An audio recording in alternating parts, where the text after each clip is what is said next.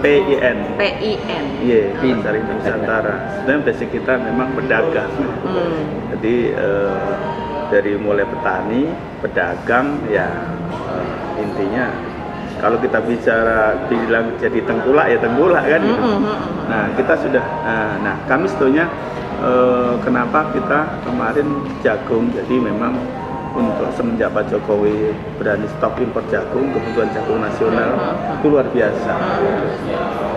Kami tracing, terus kami ada diajak juga program makmur, programnya BUMN Pak Erick Thohir itu bagaimana membina petani dari hulu, kan berarti dari hulu sampai hilir kan. Nah ini program yang menurut saya sedang menarik, cuma memang tidak semudah yang kita bayangkan karena karakter petani ya itu tadi sendiri. Beda-beda ya. Itu kan ada kolonial, ada milenial. Nah kadang-kadang petani kolonial itu tidak percaya dengan petani milenial kan, atau sebaliknya gitu kan. Benar. Nah, karakternya sudah susah, jadi kalau sudah maunya mereka di bahasa Jawanya dienggok gitu kan susah kan tuh. Nah karena padahal produktivitas Indonesia kenapa menurut kami kita tidak pernah bisa bersaing dengan negara lain baik kuantitas kualitas, karena memang petani kita itu kecil-kecil sendiri, biaya jadi tinggi. Nah kami pengennya kemitraan itu bagaimana menuju ke klasterisasi. Satu kawasan. Iya, kawasan mekanisasi, standarisasi, input produksi sama. Iya, jadi sehingga hasilnya terstandar. Yang ketiga, dan kita terkenal kadar pestisida kita itu paling tinggi. Kita selalu diremehin dari negara kalau kita ekspor. Sayur kita pasti. Nah, ini kan sudah kebiasaan yang buruk petani ini kan akhirnya seolah-olah jadi pembenaran. Nah, ini yang dia bikin SOP sendiri. Iya, bikin SOP sendiri bahwa padahal ya tadi saya kemarin dengar waktu pengajian di ikut juga Bapak ya? Waduh, saya jadi malu. Menarik. Kami sebenarnya sangat tertarik sekali dengan program makmur. Kalau ini terjadi luar biasa, dan kami selalu diskusi sama teman-teman di Pupuk Indonesia, di holding company itu, kita siap bersinergi karena memang ya walaupun karakter petani itu seperti itu, memang karakter kita itu petani orang kita itu seperti orang selalu makan cabai. Jadi kalau ini cabai itu pedes, ikut-ikut gitu. Nah kita harus buktikan bahwa kita pakai non kimia, pakai SOP yang benar. Kalau udah terbukti dia akan ikut. Tapi memang meyakinkan itu kan tidak mudah, Bu. Ini tadi ya. Makanya kami punya program kerjasama dengan PHIJ untuk program makmur. Jadi bagaimana kita bisa terkonek dari hulu ke hilir supaya mata rantai. Jadi kami memfasilitasi petani dari mulai pasca tanam sampai akses modal, sampai perawatan, sampai panennya itu kita ajarin langsung masuk ke pabrik.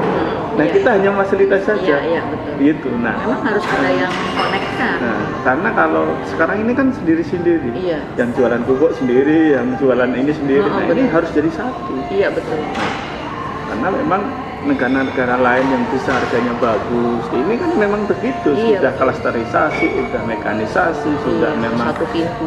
Sudah satu pintu. Jadi saya lihat di beberapa negara itu ya dari mulai air sampai alat packing itu ada di area itu. Betul. Nah, Indonesia masih setuju bisa, cuma memang kita harus buktikan. Dan memang saya lihat yang mengerjakan harus swasta, karena harus tidak pakai birokrasi di pertanian. Iya atau tidak? Buktiin iya atau tidak? Gitu. Nah, ini saya tertarik bagaimana mengurangi kerusakan. Menurut saya pertama kerusakan mental petani dulu. Nanti kalau udah bener mental petani, baru tanahnya pasti bener tuh. Tanamannya bener nih, hasilnya bener gitu. Nah ini kita memang kita sebagai off taker juga itu tadi memfasilitasi dari pasca tanam sampai pasca panen, sampai jadi langsung begitu panen langsung customer. Iya betul. Jadi udah nggak ada. Artinya harganya kan dia akan dapatkan margin yang besar karena langsung nggak melalui banyak pelaku Betul. apa istilahnya perdagangan yang Jadi lain. petaninya senang, customer juga senang. Pasti harganya pasti kita bisa kompetitif dengan negara lain. Karena kenapa kami sangat tertarik di hulu dan hilir ini, memang kami sudah cukup pengalaman di hilirnya. Hilir menurut kami itu di penjualannya. Iya, yang paling susah justru hilir, Pak. Jadi dari level memang kalau produksi kan berapa ton produksi bisa dibikin. Tapi kan harus kita bisa misahkan hilir pasar yang tradisional, modern, internasional, korporasi, retail, ini kan online, offline. Nah, ini kan harus terpisah. Nah, kami sudah punya seberapa market Indonesia yang harus kita kerjakan. Kami pernah teliti di 2017 itu Jabodetabek itu kebutuhan tidak kurang dari 5 triliun kebutuhan bahan makanan. Jabodetabek kami bisa hitung dari mana itu pedagang bakso itu Jabodetabek ada berapa, butuh sayurnya, butuh sawinya berapa, cabenya berapa. Nah, terus warteg, terus kita bedain satu-satu. Dan itu waktu itu salah satu perusahaan besar di Indonesia punya TV juga, pakai konsultan dari India mengaminin bahwa itu bisnis benar. Ini analisa ini benar, cuma memang ya ini harus terkonek dari hulu sampai hilir. Tidak boleh kita jadi sudah tidak mau jadi pedagang lagi. Kita memang harus memproduksi sampai ke. Nah, ini kita harus didukung betul-betul pihak-pihak yang kompeten. Satu, harus memang ahli di pupuknya. Yang kedua, ahli di pasca panennya. Nanti ahli di alat panen, alat produksi gitu. Nah, ini kan harus kita, makanya kemarin saya sampaikan ke Pak Andin, kita harus kumpulkan ahli-ahli di bidangnya. Kita mulai dari satu. Kalau ya itu tadi karakter orang Indonesia. Kalau udah belajar, udah pasti nggak usah kita nyari lagi, dia akan ikut. Makanya walaupun ini berat, ini bagian harus dari harus tantangan. Ini tantangan itu pasti ada jalan. Nah, itu Bu yang saya sampaikan, kami tertarik dengan itu tadi. Kita harus benar bagaimana cara mau benahin mental teman-teman saudara kita petani dulu supaya nanamnya produksinya benar. Jadi kami berharap petani itu tidak untuk petani diri sendiri, tapi petani untuk berbisnis. Gitu kan? Gitu kan. Biasanya sawah sudah punya kebun, punya sawah, tapi harus dibisniskan. Kayak sekarang, mohon maaf, punya motor sudah bisa dibisniskan. Punya warung di online kan. Nah, petani kita mau kita digitalkan, Bu. Nah, petani itu kapitalis farmer ya. Ya, ini kita punya. Walaupun kita tidak ambil yang jeleknya dari kapitalis, tapi justru yang bagusnya. Memang harus dikapitalisme petani. Betul. Karena dia selalu berpikir kan usaha tani tradisional. Dia nggak hitung tuh dirinya dia sebagai manajer digaji berapa, dia nggak hitung. Pokoknya panen. Setelah dihitung itu biaya produksinya pakok, bahkan bukan pakok, mungkin rugi ya. Dia cuma apa yang dia keluarkan kembali itu udah. Nah, kita harus istilahnya mengkapitalisme petaninya itu. Jadi bagaimana si petani itu berpikir untuk berbisnis, sehingga dia akan dapatkan margin yang harusnya dia dapatkan. Selama ini kan menurut saya dia nggak dapatkan yang harusnya dia dapatkan. Dia nggak hitung menggaji dirinya sendiri aja, dia nggak hitung. Anaknya yang bantu dia nggak hitung, istrinya yang bantu dia nggak hitung. Jadi masih ya usaha tani kan dia masih begitu berpikirnya, biaya produksi dikeluarkan ya harus kembali, itu aja. Dia belum berpikir bahwa harus ada kelebihan dari apa yang dia keluarkan. Gitu. Ini mungkin dengan cara kita bisa sinergi. Bahkan kemarin kami juga ngubungin ahli di budaya. Orang tani itu senengnya apa ya, misalkan wayang atau campur sari atau ya kita sampaikan dengan cara itu. Nanti begitu masalah produksi atau pupuk, nanti misalkan ahlinya, misalkan Ibu Rob. Nah, itu yang bicara tentang ini. Tapi kalau mungkin sesekali boleh juga kita bikin itu ya, kayak film gitu ya. Film ya mungkin dayang sumbinya saya gitu, tapi bicaranya soal pupuk. Nanti malah kena gitu ya. Atau wayang terus si Pak dalangnya itu berceritanya soal pupuk, soal padi gitu. Saya kemarin tuh ada tertarik, Pak, saya perjalanan. Ini contoh aja, setel radio, ceramah. Bukan petani yang jelas, dia kan kiai ya. Tapi dia bercerita soal bagaimana kita harus menanam itu ada kaidah-kaidahnya. Ya prinsipnya pupuk itu ya harus bijaksana, memberikan pupuk harus bijaksana. Kemudian ketika tanah itu sudah kita ambil, istilahnya ambil haranya ya, kalau kita haranya secara ilmiah. Tapi kalau di situ bilangnya sudah diambil jiwanya kan gitu kan, sudah diambil jiwanya ya harus kita kembalikan gitu loh. Saya bilang begini, oh ini si Yainya pandai sekali ya, dia memasukkan unsur-unsur teknis di dalam ceramahnya. Jadi nggak semata-mata soal agama, tapi agama ibadah itu dihubungkan dengan teknis pemupukan gitu loh. Saya bilang, oh boleh juga nih kita bikin video ya kayak begitu, bercerita soal legenda-legenda Indonesia, tetapi di dalamnya itu kan Indonesia sangat ini loh, budidaya kan sangat erat kaitannya dengan budaya. Contoh kalau kita mau nanam melarung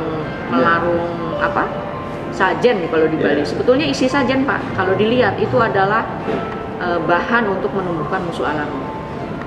Sehingga ketika dia melarung itu seminggu atau 2 minggu kemudian ketika padi dia tanam, semai dia tanam, itu sudah tumbuh musuh alaminya. Sehingga dia tidak terserang sama penyakit. Ilmiahnya di situ. Cuma kan kalau kita ngelihatnya nggak boleh itu syirik gitu. Kalau saya nggak gitu lihatnya. Mungkin ketika dia meminta sesuatu selain Allah mungkin syirik. Tapi ketika kita lihat bahan baku yang dia larungkan, itu musuh alami, budaya kan. Betul.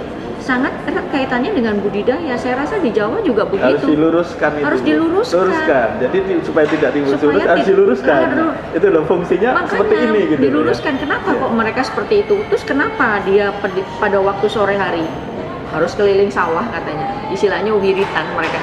Bukan wiridnya. Ya wiridnya juga sama menghubungkan kita dengan Allah ya. Intinya adalah ketika dia setiap hari di atas asar sampai dengan maghrib dia keliling sawah, itu dia ngusir tikus Pak. Karena tikus paling takut sama langkah kaki manusia. Tapi kan kearifan lokal yang seperti itu petani-petani turunannya, kalau pendahulunya mungkin maksudnya seperti itu. Ketika dikasihkan keturunannya, orang nggak melihatnya gitu. Orang melihatnya yang salahnya gitu ya. Bukan yang intinya atau bukan yang esensinya. Nah, itu yang saya setuju tuh kalau kita memanfaatkan media-media budaya ya untuk kita istilahnya penyuluhan lah ya, atau kita memberikan informasi-informasi untuk petani-petani itu, tetapi dia dalam kondisi santai. Biasanya kan kalau kondisi santai, senang, hatinya bahagia, masuk lebih cepat Pak. Daripada suruh duduk pelatihan kursi di dalam satu ruangan, pulang udah lupa lagi dia. Gitu. Dan memang harus dengan cara tadi ya, memang yaitu tadi budaya karakter petani ini kan memang sangat unik kan, yaitu tadi di kita petani kita itu kebanyakan usia di 45 tahun ke atas. Kalau saya bilangnya, kalau sekarang orang kan terkenal ada triple helix, pentahelix. Kalau saya sudah 7 helix Pak, sudah 7 kelembagaan yang berbeda kita satukan. Kalau nggak begitu cluster nggak akan berhasil. Pemerintah daerah, pemerintah pusat, pemerintah provinsi, bank ya, perbankan untuk untuk kredit BUMN, perguruan tinggi yang punya teknologi, lembaga-lembaga sertifikasi yang mendampingi, kemudian Gapoktannya sendiri, BUMDes Pak, itu lain kementerian loh BUMDes, bukan di bawah Kementerian Pertanian. Itu desa itu. Udah bukan P2 helix lagi, sudah 8, mungkin 10 lembaga kita sinergikan untuk membangun satu wilayah. Saya pakai sistem cluster karena menurut saya cluster masih dianggap sangat baik ya, dari hulu sampai hilir. Jadi dari mulai standarisasi input produksi, standarisasi budaya, proses, kemudian standarisasi produk, kita ada grading di situ. Bahkan kalau jagung tuh nanti enak, semua bisa masuk pasar, nggak ada yang tersisa. Yang grade-nya seperti ini masuk pasar mana, grade ini seperti ini masuk pasar mana. Karena beras pun bisa seperti itu. Beras yang cuma 5% aja brokennya, kan kita syaratnya 3% broken. 3% broken tuh udah bisa masuk pasar pengolahan tepung Pak. Bekatul yang kualitasnya baik bisa jadi minyak, bekatul yang kualitasnya baik bisa jadi sereal. Kita campur dengan beras merah bertumbuh. Jadi akhirnya ada inovasi-inovasi di tingkat desa itu, tingkat desa itu untuk menghasilkan diversifikasi produk. Dia sudah berinovasi itu menurut saya. Jadi kalau ada penilaian inovasi daerah itu sudah bagus nilainya. Terus kemudian itu memang yang paling sulit adalah kelembagaan dan SDM. Jadi ketika kita sudah mensinergikan, kita masing-masing perannya itu dulu. Jadi saya bagian mengembangkan teknologinya, ada yang mengembangkan, ada yang pendampingan itu termasuk kita dengan PPL-nya. PPL-nya kita latih, Pak. Jadi kita pilih ada sekian PPL, kita latih, kemudian melatihnya itu tidak hanya teknis, jadi melatihnya juga non teknis, bagaimana meningkatkan kepemimpinannya dia sebagai fasilitator, komunikator dan seterusnya itu. Jadi fungsi PPL itu ada berapa itu sebetulnya bagus yang sudah dibuat pemerintah. Cuman nggak banyak yang dilaksanakan oleh PPL-nya. Kita pendampingan pelatihan PPL-nya dulu, dia sebagai pendamping. Kalau saya satu perguruan tinggi mendampingi satu itu nggak akan berhasil. Kenapa? Kita jauh tempatnya, orangnya terbatas. Tetapi justru yang ketemu tiap hari dengan petaninya adalah PPL. Selama ini fungsi PPL itu yang belum kita optimalkan.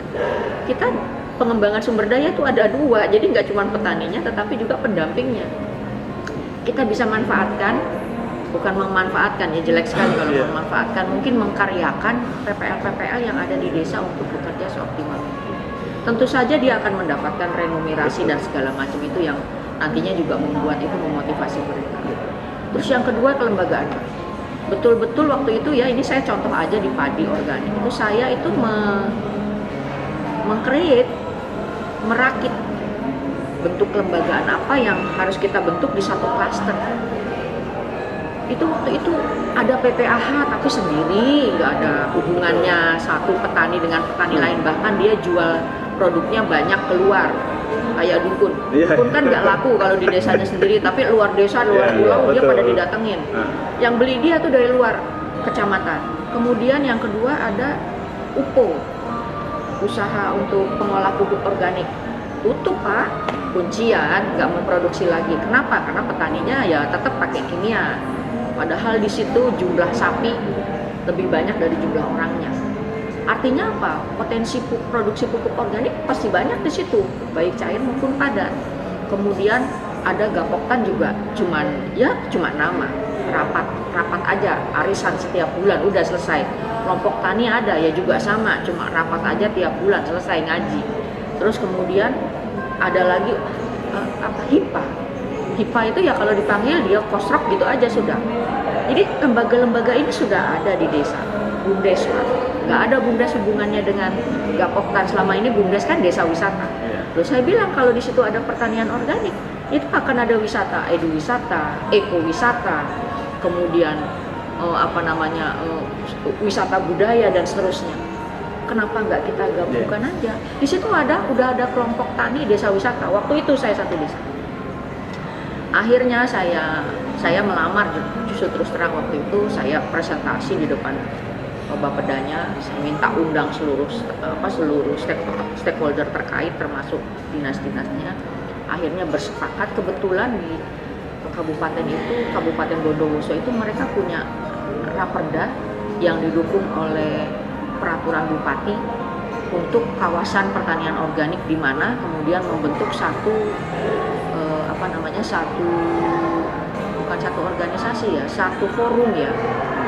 forum yang terdiri dari beberapa pihak, itu beberapa OPD itu dinas itu untuk pertanian organik di udah masuk saya Pak.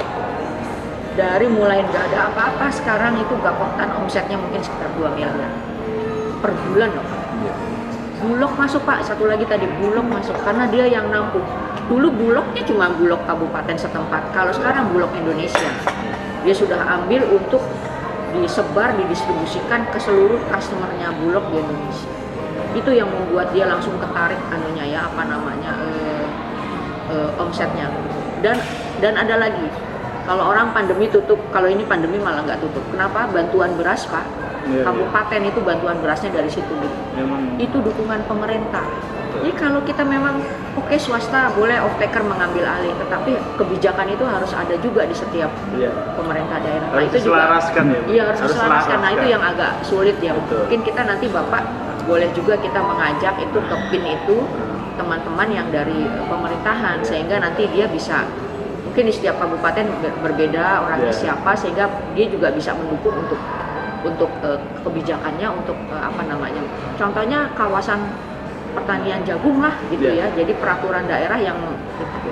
Nah itu kelembagaan Pak, jadi akhirnya setelah semua bersinergi, bantuan peralatan, bantuan teknologi, bantuan mesin, itu kan semuanya akhirnya enggak, kan sekarang gini, bantuan mesin kemana enggak tepat sasaran.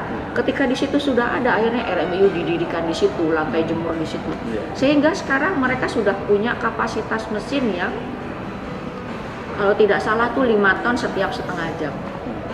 Kapasitasnya sudah besar karena memang apa namanya, produksinya juga seperti itu. Kemudian yang kedua, kawasan pertanamannya kan tentu saja harus kita lindungi ya. Jadi petani-petani di sekitarnya satu kawasan itu kalau tidak salah 165 hektar itu kita sertifikasi Pak, kerjasama dengan lembaga sertifikasi, sehingga mereka sudah tersertifikasi, gabahnya dibeli lebih mahal oleh RMIU Gapoktannya ini dibandingkan dengan gabah-gabah umumnya. Nah terus kemudian yang ketiga, pemasaran market. Waktu itu kalau Gapoktan bekerja sendiri sulit dia. Orang dia yang memproduksi, ya, dia yang memproses jadi beras, kemudian dia menjual sendiri, sulit, harus ada off-taker. Off-takernya adalah industri atau distributor, ya. Adalah off-taker masuk untuk ekspor malah dulu waktu itu. Nah kemudian ada satu potensi lagi di desa itu yang belum kita manfaatkan, BUMDes Pak. Badan usaha milik desa kan selama ini hanya desa wisata. Bisa dikembangkan. Iya, boleh. BUMDes itu melakukan usaha-usaha di luar desa wisata. Ini Gapoktan sudah ada produksinya, kita tinggal masarkan. BUMDes kan kebanyakan milenial. Iya. Bisa jadi itu ya, bisnis di pertanian malah bagus karena itu sentranya. Terus akhirnya modalnya mereka untuk membeli beras dari, atau tidak perlu modal kan sebetulnya, dia cari pasar, kemudian berasnya dia ambil, kemudian dia pasarkan, langsung dibayarkan. Akhirnya sekarang seimbang. Jadi jadi pasarnya sekarang bagus. Jadi pasar Bulog dia dapat, pasar BUMDesnya dia dapat, pasar online-nya dia dapat, didaftarkan juga online-nya. Jadi di Tokopedia dia sudah ada, di Shopee sudah ada. Akhirnya apa? Walaupun sedikit itu kan ngangkat untuk operasional dia sehari-hari, bayar gaji karyawannya, ya kan, bayar gaji administrasinya dan seterusnya. Itulah yang saya lihat. Saya melihat klaster itu masih bisa mensukseskan pengembangan ekonomi lokal.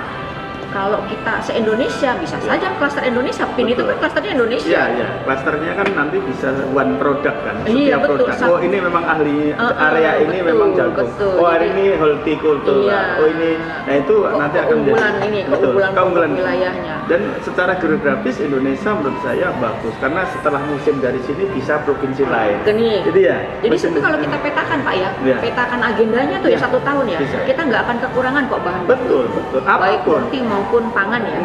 Nggak kekurangan karena lain-lain dia.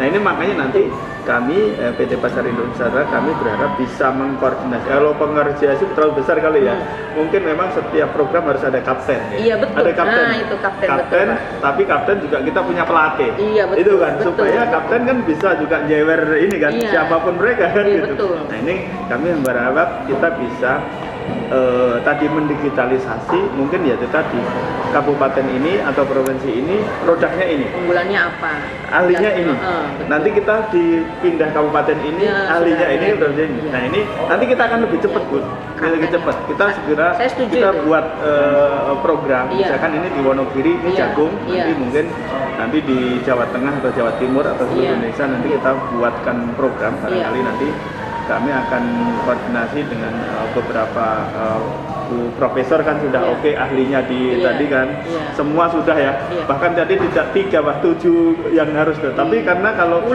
makanya ya itu tadi swasta yang menjadikan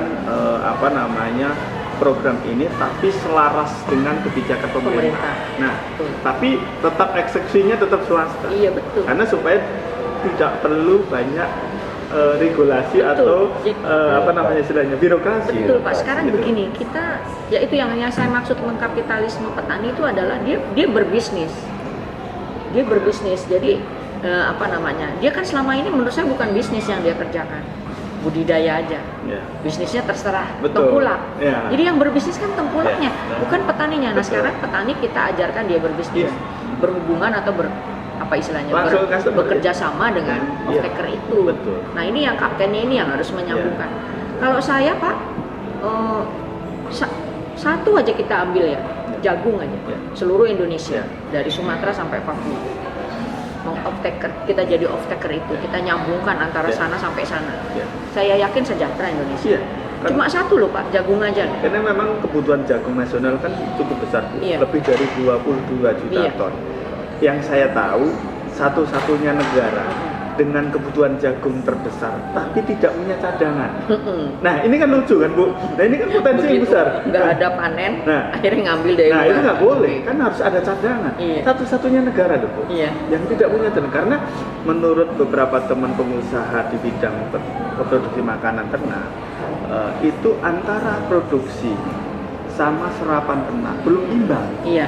sampai kan? Iya. Karena memang waktu itu tidak menarik di bisnis Iya, ini. iya, betul. Nah, ini makanya kami berharap kali ini kita bisa kita berdiskusi semua stakeholder untuk klasterisasi setiap produk pangan di Indonesia supaya kita bisa mandiri. Saya selalu ingat, selalu sampaikan ke teman-teman bahwa kita ada penyanyi Kutbus almarhum ya, tongkat dilempar jadi tanaman. Iya, itu betul. kan benar ini slow-nya. Betul. Ini betul sekali. Nah, ini harusnya kita Mas tidak sekarang ganti, harusnya tongkatnya diganti kimia. Nah, itu jadi Nggak jadi tanaman. Tidak dari tanaman, malah jadi apa Jadi itu? racun. Jadi racun. Nah, ini kan sudah rusak karena Iya. tadi sekali lagi kami berharap kita sama-sama ayo kita benerin bukan benerin ya.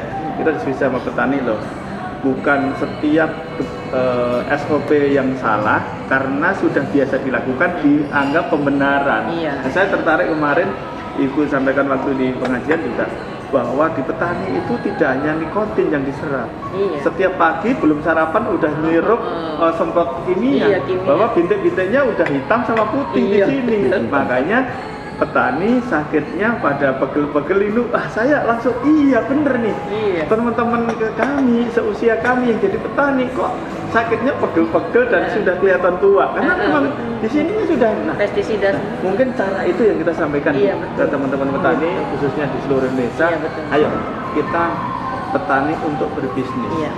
untuk supaya ada generasi. Iya, betul. Tanah kita masih luas loh, Iya, betul. jutaan hektar Iya, supaya kita bisa minimal menghidupin kita masyarakat Iya, atau rakyat kita iya, sendiri. betul. Peluang ekspor juga cukup besar. Iya, iya. Gitu. Karena kita kan terkenal negara agraris. Iya.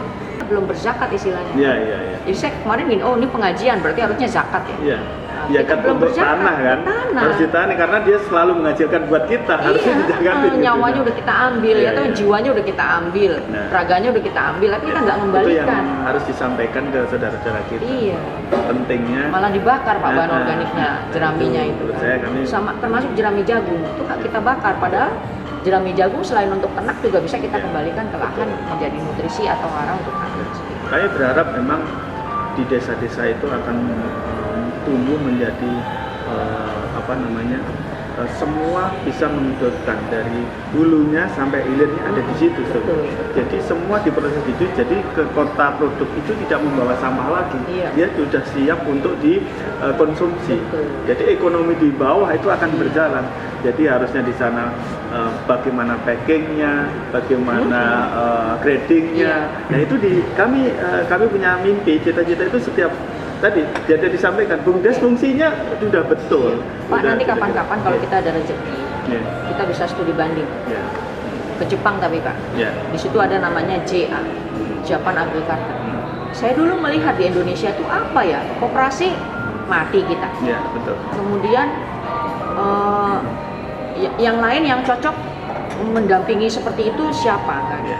Tapi ketika Bapak bercerita soal PIN, Iya. Pasar Induk Nusantara itulah yang tepat.